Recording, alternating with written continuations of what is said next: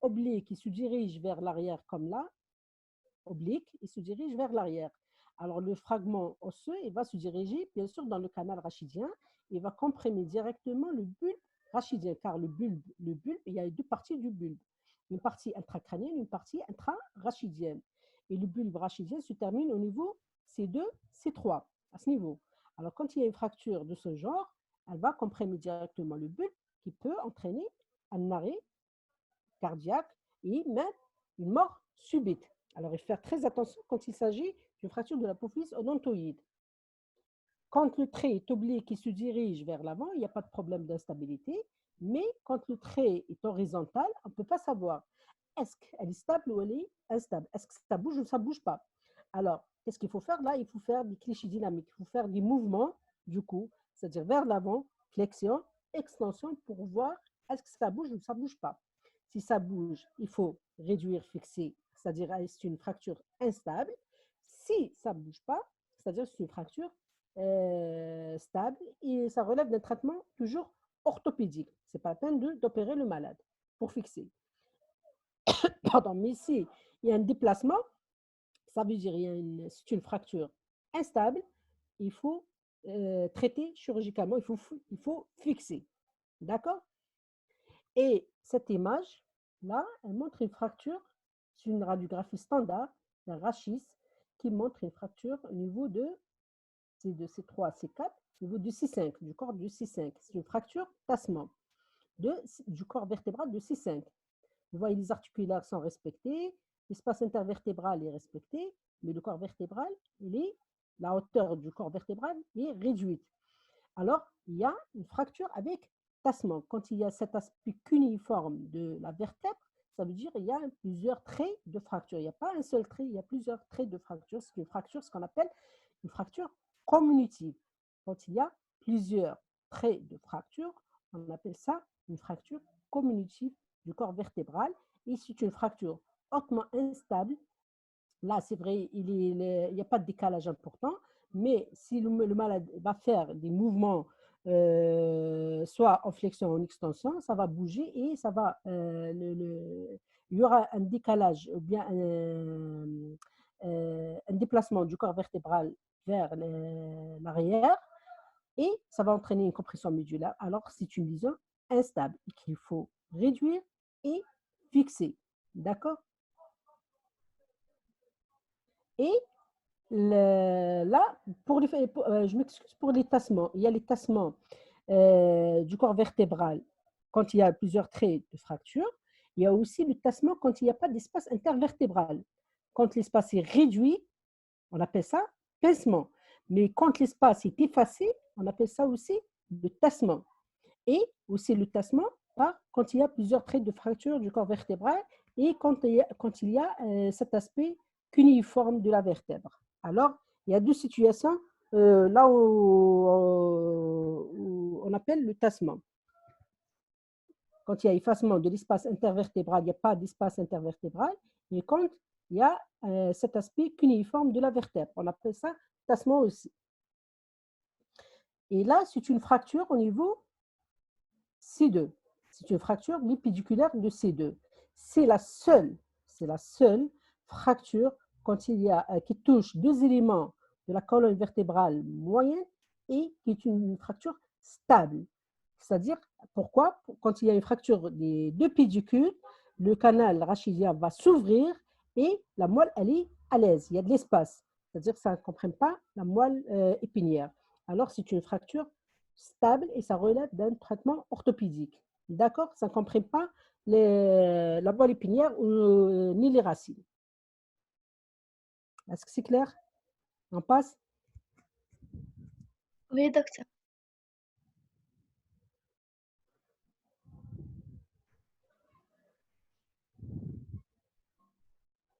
Alors, on a parlé des entorses, on a parlé de luxation, on a parlé de fractures.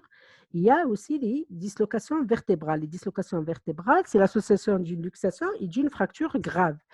Alors, qui compromet bien sûr d'emblée la stabilité rachidienne et qui sont très fréquentes au niveau du rachis cervical haut.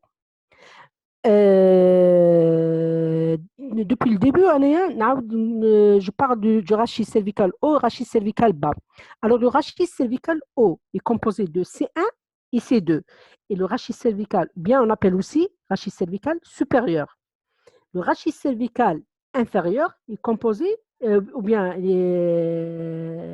composé de C3 jusqu'à C7. Rachis cervical haut ou bien rachis cervical supérieur, C1, C2. Rachis cervical inférieur de C3 jusqu'à C7. Est-ce que c'est clair? Alors, quand il y a association d'une luxation et d'une fracture, on appelle ça dislocation. Et les dislocations sont généralement mortelles car elles sont fréquentes au niveau du rachis cervical haut et ça touche surtout les articulations atloïdo-axoïdiennes. D'accord? Sont généralement mortelles parce qu'il y a, ça touche directement le bulbe rachidien. Et depuis le début, je suis en train de répéter le mot d'instabilité. C'est quoi l'instabilité? C'est toute articulation et entre les articulaires, il y a une cohésion. Et cette cohésion est maintenue par les ligaments. Et quand il y a une rupture ligamentaire, il y a, cette cohésion est touchée. Et l'articulaire, elle va bouger. D'accord? Elle ne va pas rester dans la loge articulaire. Elle va bouger, elle va se déplacer et elle va sortir de la loge articulaire et elle va bouger, bien sûr, pour le rachis, dans le canal, directement dans le canal rachidien. Et ça va entraîner une compression médulaire. Alors, toute lésion du rachis est instable quand on fait une réduction, c'est-à-dire on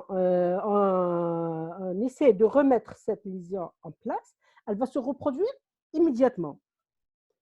Et les lésions instables sont des lésions qui intéressent le segment vertébral moyen. Alors, le rachis, il a été divisé en plusieurs parties.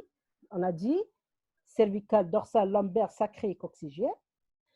Et le rachis cervical a été divisé en deux parties, la partie supérieure et la partie inférieure, le rachis cervical supérieur et le rachis cervical inférieur.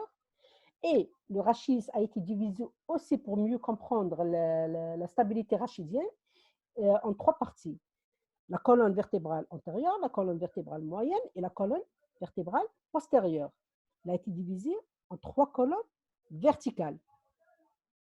La colonne vertébrale antérieure, composée de la partie antérieure des corps vertébraux, là, puisqu'il est en jaune, la partie antérieure du corps vertébraux et des disques, bien sûr, avec le ligament longitudinal antérieur. La colonne postérieure, composée des lames, des apophyses épineuses, avec les apophyses transverses. La colonne vertébrale moyenne est composée par la partie postérieure des corps vertébraux et des disques, avec les apophyses articulaires et les pédicules. Bien sûr, avec le ligament longitudinal postérieur. Tout ce qui est en vert, tout ça constitue ce qu'on appelle la colonne vertébrale moyenne. Et quand il y a atteinte d'un des éléments de la colonne vertébrale moyenne, ça peut incriminer la stabilité rachidienne. Alors, le segment vertébral moyen, composé du mur vertébral postérieur avec le disque, les attaches ligamentaires postérieures, les pédicules, ou bien pardon, je m'excuse, les pédicules et les facettes articulaires. Quand il y a atteinte de deux éléments, il suffit qu'il y ait une atteinte de deux éléments seulement du segment vertébral moyen, on parle de rachis instable. D'accord? Est-ce que c'est clair? Oui, docteur. Est-ce que c'est clair ou je répète? S'il vous plaît, docteur, s'il peut bien répéter l'instabilité. L'instabilité. Oui. Toutes les articulations sont maintenues par les ligaments. D'accord? Pour assurer la mobilité du segment. Oui. Soit pour l'articulaire au niveau de l'épaule, au niveau du coude, bien au niveau du rachis. Et quand il y a une atteinte des surfaces articulaires, quand il y a une atteinte ligamentaire ou capsulaire, par rupture bien sûr, dans le cadre d'entorse ou de luxation, il y a une rupture ligamentaire et capsulaire. D'accord? C'est-à-dire les Oui, moyens qui solidarisent les articulations. Et d'accord. quand il y a cette rupture, ça va entraîner un déplacement de l'articulaire inférieur par rapport, bien sûr, la supérieure, par exemple, pour le rachis. C'est la supérieure par rapport à l'inférieur du segment sous-jacent. D'accord? Oui, docteur. Ok, Maria. Oui, Alors, ça, quand il y a un déplacement, ça va entraîner une compression médulaire. d'accord. Alors, le but il faut remettre cette lésion en place. Ou bien les éléments déplacés, il faut les remettre en place. Est-ce que c'est D'accord. clair? Oui, Il faut les remettre en place. Mais quand il y a un rachis, on fait une réduction. Si on ne maintient pas cette réduction par fixation, on ne fixe pas, ou là, on ne fait pas un traitement orthopédique et une contention, elle va se reproduire immédiatement. Si on relâche, elle va se reproduire immédiatement. D'accord? ah, Car, d'accord. parce que les moyens d'union sont touchés. Il n'y a pas de moyens d'union. Ils sont lisés. Il y a une rupture complète des ligaments et des capsules. كنرجع l'articulaire لبلاصتها. Une fois, soit je fixe et on va maintenir cette réduction. Si on relâche sans fixation, elle va se reproduire immédiatement. Car les éléments d'union sont touchés. Ils sont lésés. Est-ce que c'est clair? Oui, Et docteur. dans le rachis, là, elle a été divisée en trois colonnes vertébrales, trois colonnes verticales pour mieux comprendre. D'accord.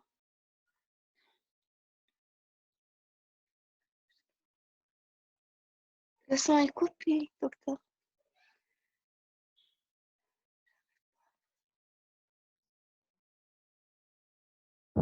Allô? Oui, oui, Pardon? docteur. Allô, allô? Oui, docteur. Allô, allô? Oui, docteur, قلنا on la vous entend. colonne, قلنا la colonne. Oui, oui, la colonne antérieure, elle est composée par la partie antérieure des corps vertébraux et du disque. Bien sûr, mais le ligament longitudinal antérieur. Sérieux. Oui, D'accord? Ah, oui, pardon. docteur. Ou la colonne postérieure, composée par les deux lames, avec l'apophyse épineuse et les apophyses transverses. La colonne antérieure et postérieure, ils n'ont pas un grand rôle dans la stabilité rachidienne. Même s'il y a une fracture, même s'il y a une fracture communitive qui touche cette partie ou cette partie, il n'y a pas risque d'instabilité. فهمتي؟ Oui, Parce que la docteur. moelle, elle est loin de la colonne antérieure, elle est loin de la colonne postérieure.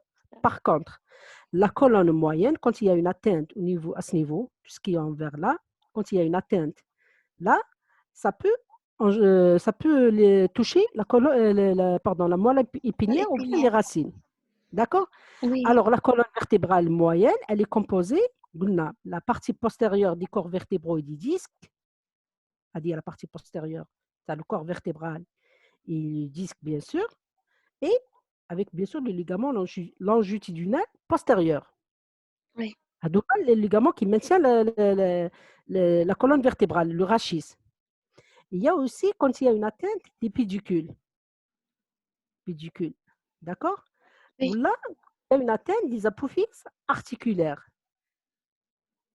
Les éléments qui constituent le segment vertébral moyen ou bien la colonne vertébrale moyenne oui, ou bien le segment vertébral mobile.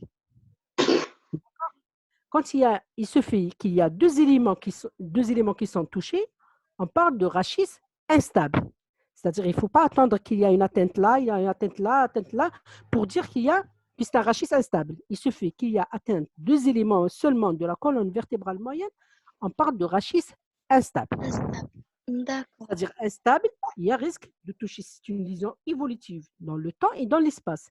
C'est-à-dire si on ne traite pas, si on ne fait pas une réduction, le fragment il va continuer à se déplacer dans le canal rachidien.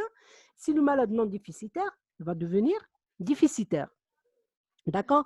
Oui, Alors, c'est pour ça qu'il faut agir en urgence quand il y a une atteinte de la colonne vertébrale moyenne. D'accord? oui, docteur. Voilà. D'accord. Merci beaucoup, docteur. Je vous en prie, plaisir. Merci. Quand il y a une atteinte du segment vertébral moyen, il faut agir en urgence, c'est une lésion instable. Il faut réduire, c'est-à-dire reconstruire notre statique rachidienne. Qui est cervical, quand il y a quand il y a une atteinte instable au niveau du rachis cervical, au lieu d'avoir la syphose physiologique, la courbure tanale va se modifier. On va retrouver que le rachis est raide ou bien il est en syphose. Alors, le but, qu'est-ce qu'il faut faire? Il faut réduire, reconstruire la statique rachidienne initiale, physiologique, c'est-à-dire rendre le rachis cervical en lordose. D'accord? Pour décomprimer, bien sûr, la moelle et pour, bien sûr, décomprimer la moelle ou les racines. Après, il faut fixer pour que ça ne reproduise pas après, juste après. D'accord? D'accord, docteur, merci beaucoup. Est-ce que vous avez des questions sur les traumatismes rachidiens? Il y a les différents mécanismes, il y a les différents types de lésions. Il faut bien comprendre la stabilité rachidienne. D'accord? Le but, le traitement de ce cours, c'est surtout la stabilité rachidienne. Alors, c'est pour ça que j'insiste sur la stabilité rachidienne. Et le segment vertébral moyen, ou bien le segment vertébral mobile, ou bien la colonne vertébrale moyenne. D'accord? Oui, docteur. Ok, on passe. Après, on va traiter le chapitre des lésions radiculomédulaires.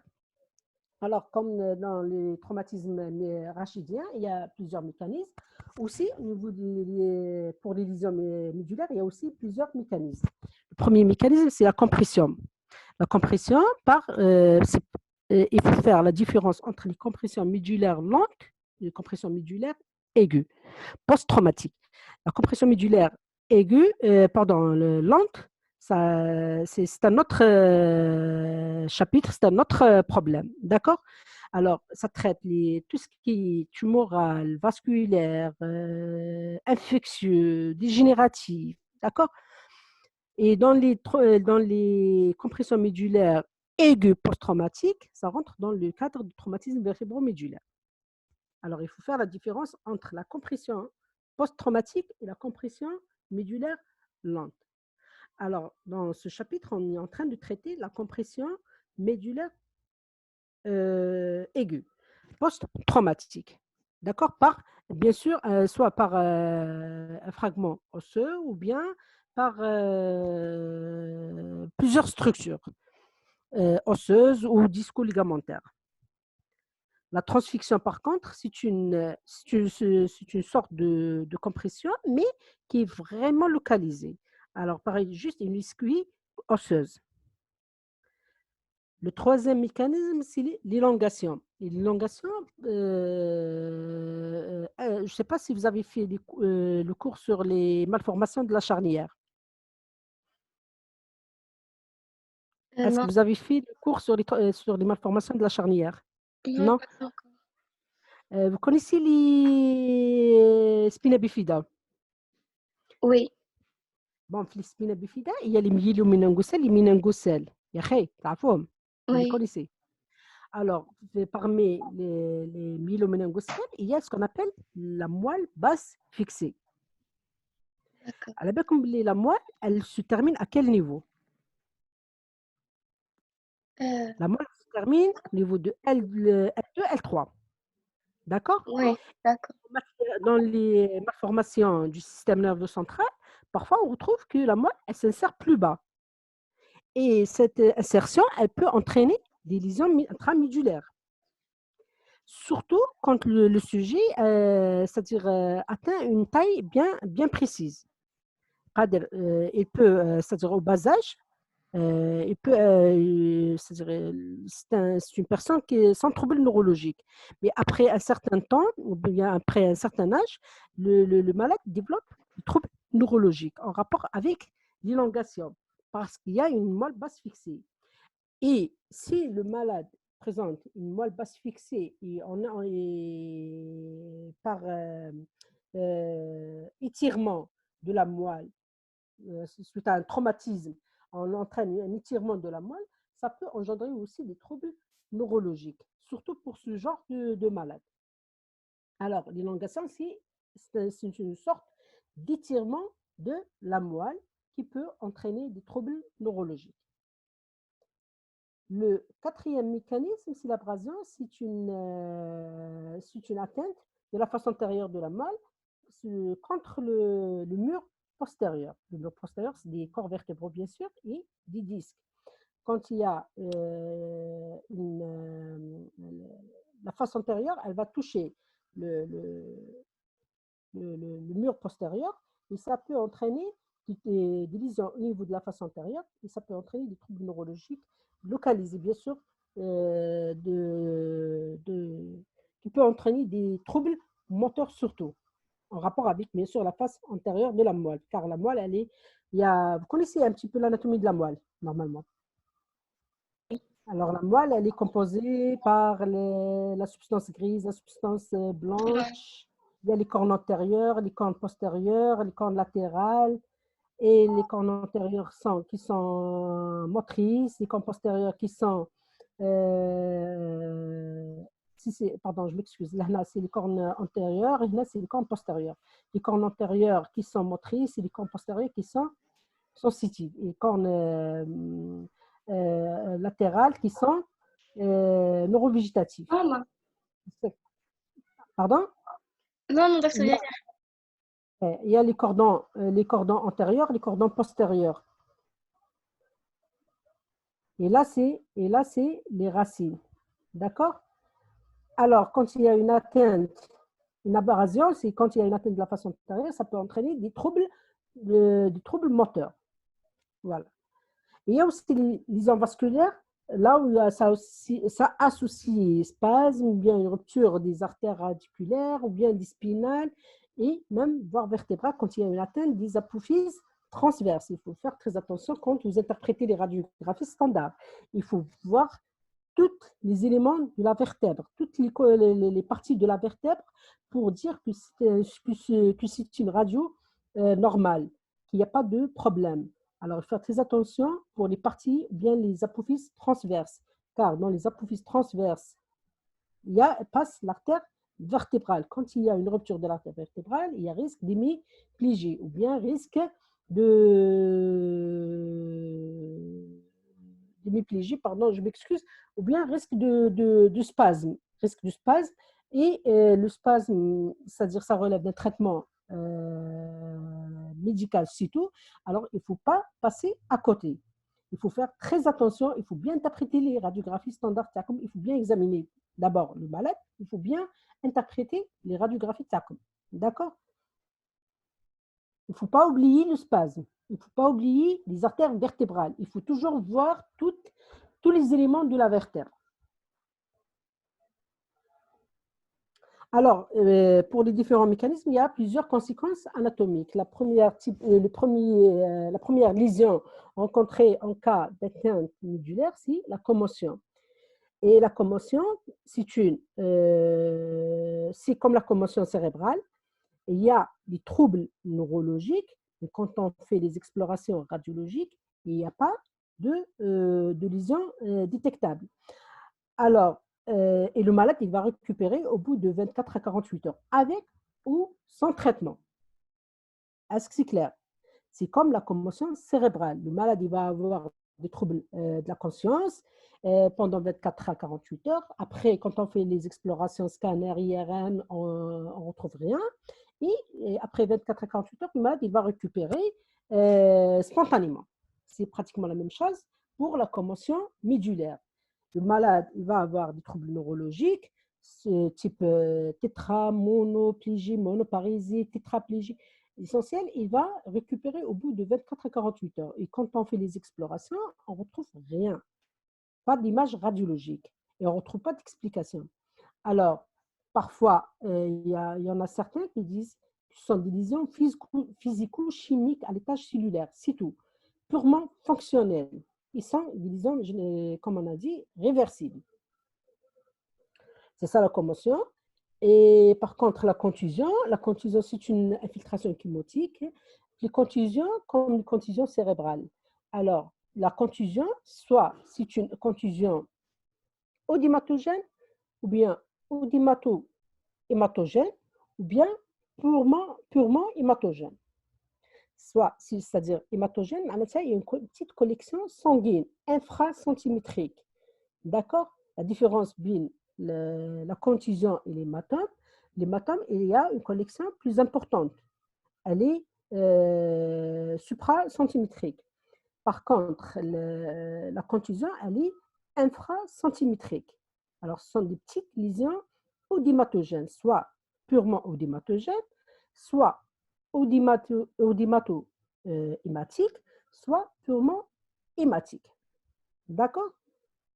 Alors, la dernière lésion, c'est la trésion.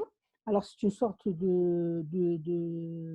une sorte d'ischémie ou de nécrose intramédulaire et qui touche une partie de la moelle.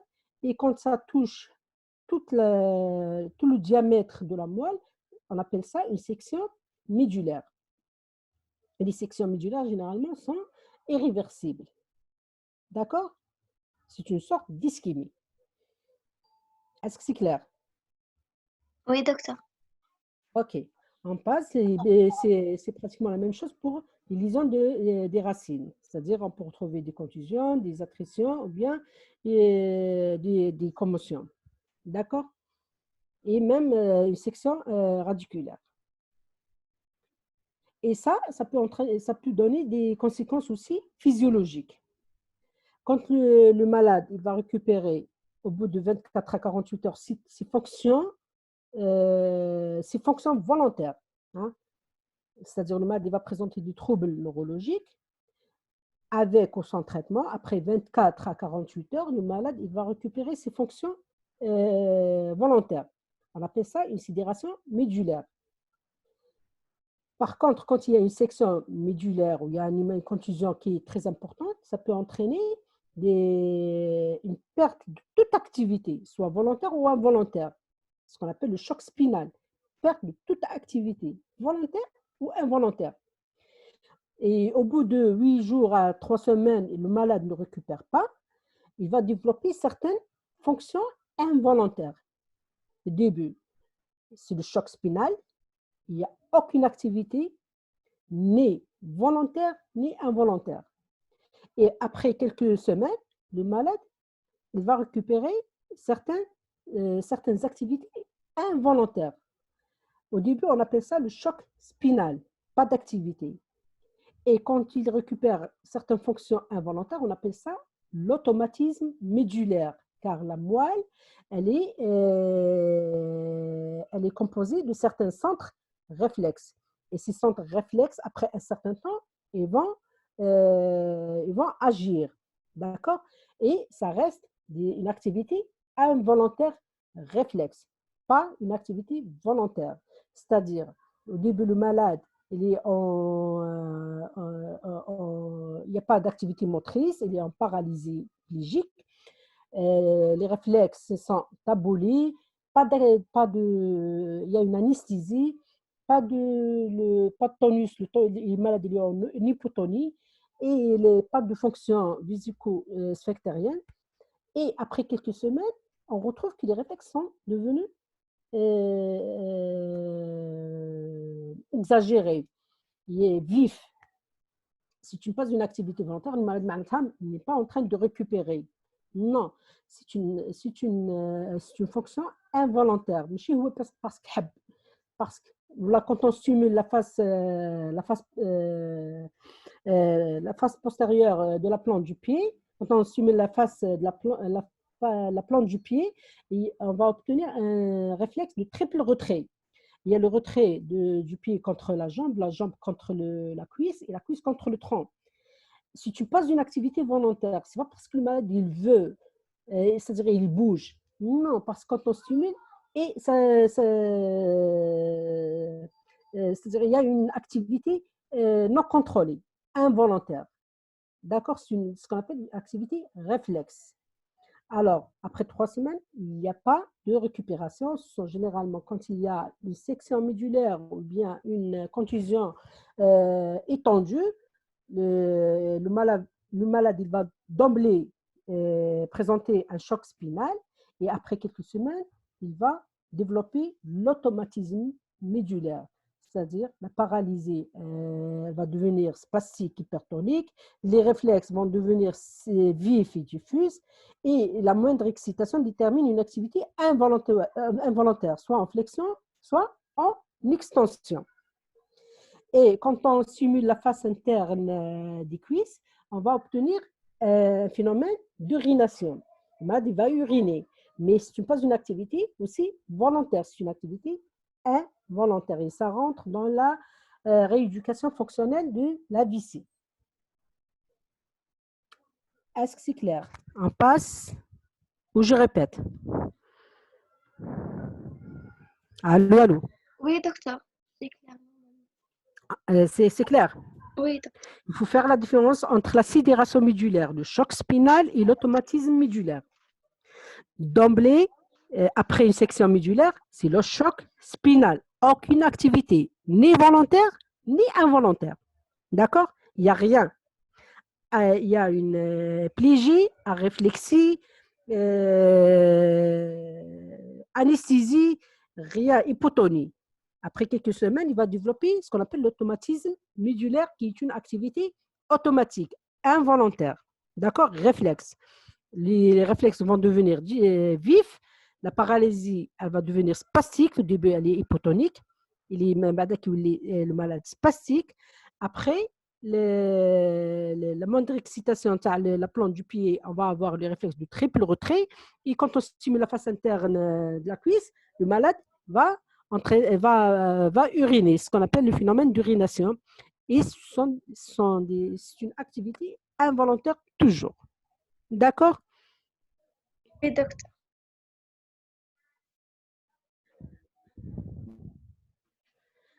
Alors, pour la sémiologie, pour l'examen neurologique, bien sûr, il y a plusieurs tableaux. Et en fonction de l'étage touché, le nombre d'étages touchés et la partie rachidienne touchée.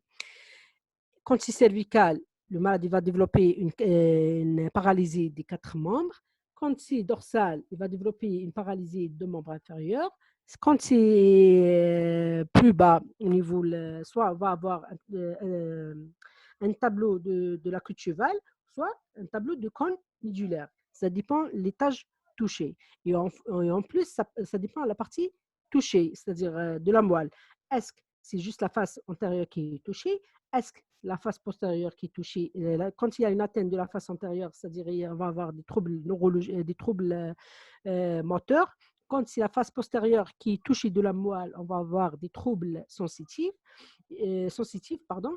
Et quand c'est la partie latérale, on va retrouver des troubles neurovégétatifs. On peut avoir un syndrome des mémoires, comme on peut avoir un syndrome centromédulaire, qu'on peut avoir quand il y a une atteinte centrale, comme on peut avoir un syndrome de Brown-Séquard, c'est-à-dire c'est du trouble moteur au niveau d'un côté et du trouble sensitif au niveau de l'autre côté. Ça dépend de l'étage, ça dépend le nombre d'étages, ça dépend de la partie rachidienne touchée et ça dépend de la partie de la moelle qui est touchée. Par contre, la sémiologie rachidienne, elle peut se manifester par soit douleur rachidienne, soit par une raideur, c'est-à-dire le rachis c'est raide, ou bien l'imitation des mouvements du cou, par contracture musculaire, soit il y a un décalage d'une apophyse épineuse, ou bien une douleur épineuse quand on essaie de palper l'épineuse. Il y a au niveau des apophyses épineuses. Soit on peut retrouver des ecchymoses, ou bien une plaie, ou bien des égratignures. Ça dépend qu'ils peuvent orienter vers une lésion vértébro-médulaire. Est-ce que c'est clair? On continue? Oui, docteur. Alors, après, bien sûr, un bilan clinique lésionnel, il faut faire ou bien on complète par un bilan radiologique. Et là, j'insiste sur les radiographies standards, surtout pour le rachis cervical. Normalement, les radiographies standards n'ont pas un grand intérêt dans le cas de traumatisme crânien. Mais dans le traumatisme rachidien, ils ont une grande importance. Pourquoi? Parce qu'ils sont disponibles, faciles à réaliser et peuvent montrer le diagnostic ou bien les lésions dans 90% des cas et on peut traiter le malade même sur les radiographies standards. Alors, les radiographies standards, on a les faces, profil, 3/4 et les faces bouche ouverte et on a aussi les clichés dynamiques. Là, comme exemple, le rachis cervical, c'est une radiographie standard du rachis cervical, incidence profil. Il faut avoir un cliché de bonne qualité. Et pour avoir un cliché de bonne qualité, il faut une bonne pénétration et il faut voir plusieurs parties. Et là, il faut avoir une partie de l'écaille occipitale, une partie du mandibule. Il faut avoir les 7 vertèbres et dégager les épaules, bien sûr, pour mieux voir la dernière vertèbre cervicale. Et là, on peut interpréter cette cliché. D'accord? Et là, c'est l'arc postérieur de C1, l'arc antérieur de C1. C'est le corps vertébral de C2. Là, c'est l'apophyse épineuse de C2, avec bien sûr les surfaces articulaires ou bien les apophyses articulaires de C2. C3, C4, C5, C6, C7, l'espace intervertébral. D'accord? Et là, c'est les articulaires qui sont bien alignés, superposés. D'accord? Superposés. Et là, vous voyez, là, c'est l'apophyse odontoïde qui s'articule avec l'arc antérieur de C1. Et il y a un élément très important qu'il faut l'étudier, c'est cet espace entre l'apophyse odontoïde, la face antérieure de l'apophyse odontoïde et l'arc antérieur de C1. Alors, cet espace qui ne doit pas dépasser 0,4 à 6 mm. Ne doit pas dépasser 4 à 6 mm. D'accord? Ne doit pas dépasser 4 à 6 mm. Si cet espace est élargi, ça veut dire qu'il y a un problème là, soit c'est une fracture de l'apophyse odontoïde, soit c'est une dislocation. Il faut faire très attention. Il faut bien étudier l'incidence profil, surtout à ce niveau. Il faut bien étudier cet espace entre l'occiput et l'arc postérieur de C1. D'accord? Là, c'est une radiographie du rachis cervical toujours, incidence face. Et sur l'incidence face, ça ne donne pas l'incidence face, elle n'a pas une grande importance parce qu'elle ne montre pas, il y a une superposition de plusieurs structures. C'est pour ça qu'on ne peut pas voir les différents types de lésions. Alors, sur l'incidence face, on va voir là, il faut étudier cette ligne des apophyses épineuses. Il faut étudier toujours la hauteur des corps vertébraux. D'accord? Bien sûr, comparer la hauteur des différents étages et étudier l'espace intervertébral quand il est respecté au niveau des différents étages. S'il n'est pas respecté, ça veut dire qu'il y a fracture tassement, il faut faire très attention. Et quand la ligne des articulaires, il y a des alignements, ça veut dire que le déplacement de l'articulaire, ça veut dire qu'il y a un problème là, c'est-à-dire qu'il y a une fracture ou bien une lésion quelconque. Et latéralement, il faut étudier cette partie latérale des apophyses transverses. S'il y a une fracture, s'il y a cet espace entre les apophyses transverses, s'il est respecté ou pas respecté. Quand il n'est pas respecté, ça veut dire qu'il y a un problème à ce niveau. Il faut faire très attention. Il y a un risque de trouble vasculaire ou bien de rupture vasculaire, bien sûr de l'artère vertébrale. Sinon, c'est tout ce qu'on voit sur une incidence face. Et là, c'est une incidence radiographie toujours du rachis cervical, incidence face, bouche ouverte. Elle est indiquée, ou bien c'est un complément pour voir le rachis cervical supérieur. Là, c'est l'apophyse odontoïde. Vous voyez là, c'est l'apophyse odontoïde. Et ça, c'est le corps vertébral de C2.